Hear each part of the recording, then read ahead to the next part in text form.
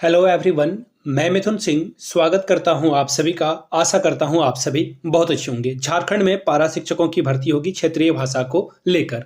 देखिए, पारा शिक्षक का मतलब होता है कॉन्ट्रेक्चुअल टीचर। पारा टीचर कोई पोस्ट नहीं है। पारा मतलब कॉन्ट्रेक्चुअल या फिर आप उसे एडॉक बोल लो, जो कि समय समय पर रिवाइज होते होते होते होते रिटायरमेंट की उम्र तक चली जाती है। अनफॉर्चुनेटली झारखंड सरकार रेगुलर भर्ती कराने में किसी भी तरह से इंटरेस्टेड नहीं है। आप अगर 26,001 पदों के बारे में भी बात करोगे तो देखिए, भले ही मामला जेटेट और सीटेट का हो, लेकिन सरकार आज चाहे तो अभी रिजल्ट जारी कर सकती है। लेकिन सरकार की मंशा पे जो है सवाल उठाया जा रहा है, जो कि जायज भी है। सरकार काम नहीं कर रही है। अब इस पारा शिक्षक भर्ती के बारे में भी मैं आपको सारी बात बताऊंगा। नियमावली तैयार है और इस नियमावली में क्या क्या खामियां हैं, और आप अगर समय रहते नहीं जगोगे तो अन्याय आपके साथ होगा। देखिए, सरकार क्या करेगी, भर्ती तो ये ले आएगी, बोलेगी कि हमने भर्ती लाया, लेकिन भर्ती में जो है एलिजिबल कैंडिडेट ही नहीं मिले, योग्य शिक्षक ही नहीं मिले।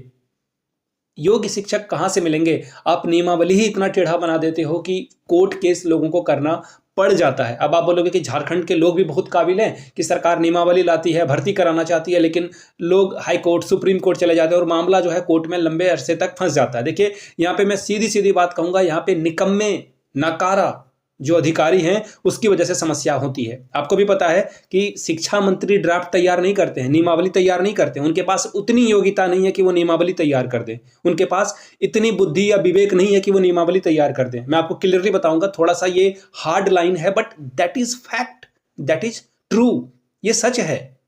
शिक्षा मंत्री के पास इतनी योग्यता नहीं है। दो शब्द वो ठीक से बोल नहीं पाते हैं कैमरा के सामने, शिक्षा मंत्री इनको बना दिया जाता है। आपको लगेगा कि मैं जेएमएम सरकार के खिलाफ हूं, तो हाँ हूं।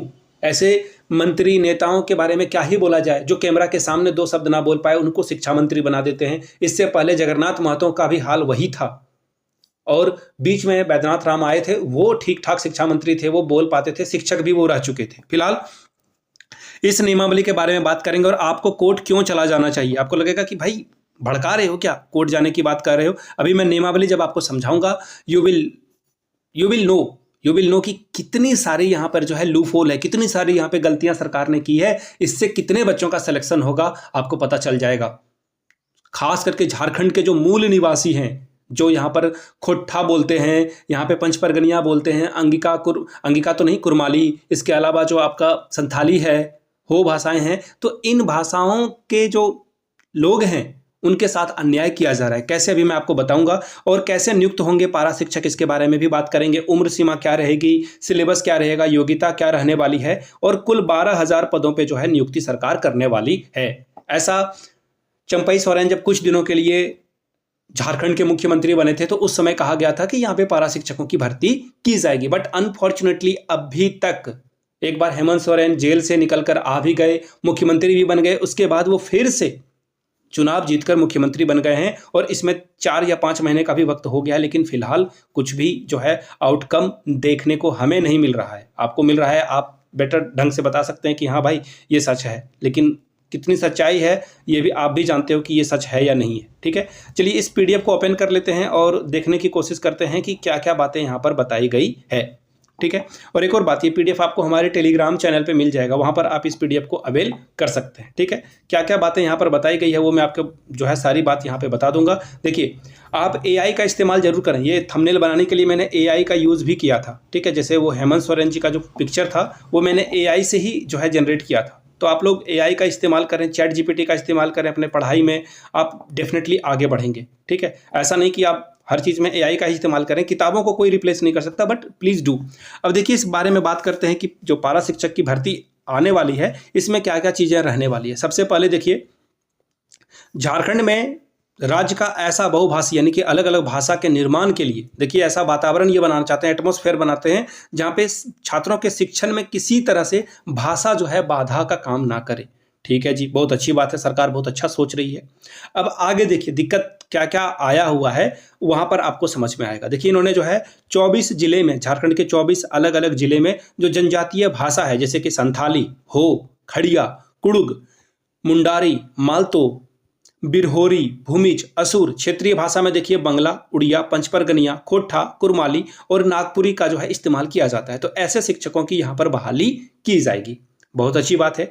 और राज्य के 259 जो विद्यालय हैं वहाँ पर इसकी बहाली की जाएगी। अब देखिए यहाँ पे बोला क्या गया है, भाई मैं आपको दिखाता हूँ, इसकी संख्या भी बढ़ा दी गई है। यहाँ से आप देखेंगे तो नंबर ऑफ स्टूडेंट, हर एक 10 स्टूडेंट पे जो है शिक्षक भर्ती की बात की गई है। और नंबर ऑफ स्कूल भी यहाँ पे इन्होंने बता रखा है, गर्ल्स चाइल्ड कितने हैं और ये जो बॉयज़ हैं वो कितने हैं। अब देखिए समय के अकॉर्डिंग जनसंख्या बढ़ रही है, तो ये संख्या भी जो है वो ऑब्वियसली ये पुराना डेटा से अगर बहाली करेंगे तो नुकसान तो विद्यार्थी का होगा, क्योंकि जनसंख्या बढ़ गई है तो ये संख्या आगे बढ़ चुकी होगी। अब आगे देखिए इसमें क्या बोला गया है, इसके लिए घंटी आधारित, इसी के लिए मैं इसे पारा शिक्षक कह रहा हूँ। घंटी आधारित का मतलब होता है कॉन्ट्रेक्चुअल बेस पर शिक्षकों की बहाली करना।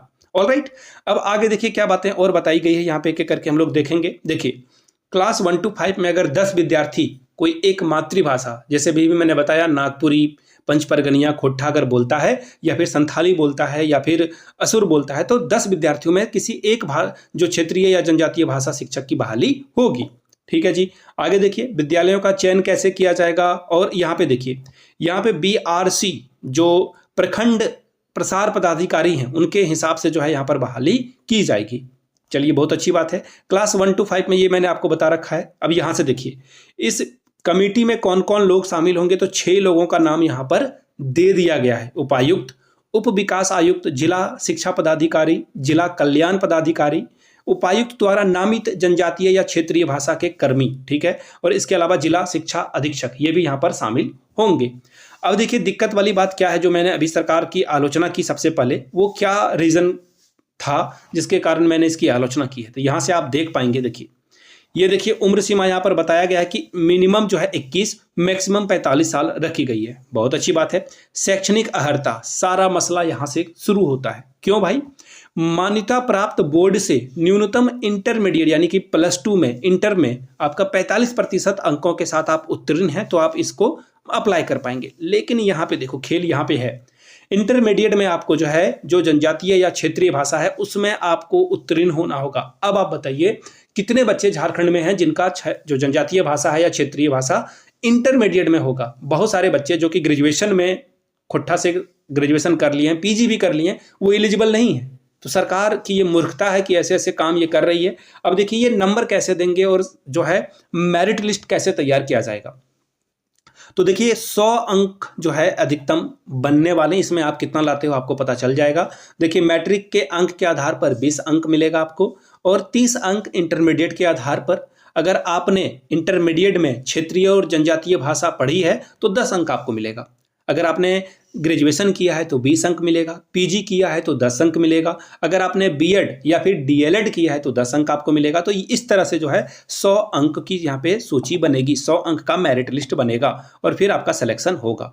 ठीक है। इसके अलावा अब देखिए मानदेय के बारे में बात कर लेते हैं। तो 200 रुपये घंटे के आधारित पर जो है आपको दिया जाएगा। अधिकतम 600 रुपये आप एक दिन में कमा सकते हो यहाँ पर। ठीक है। और जो प्रशिक्षित नहीं है, जिन्होंने सिर्फ ग्रेजुएशन या फिर इंटरमीडिएट से जनजातीय या क्षेत्रीय भाषा की पढ़ाई की है, वो 120 रुपये पर घंटे के हिसाब से और 3 घंटे ही ले सकते हैं, यानी कि 360 रुपये से अधिक आप कमा नहीं सकते हो।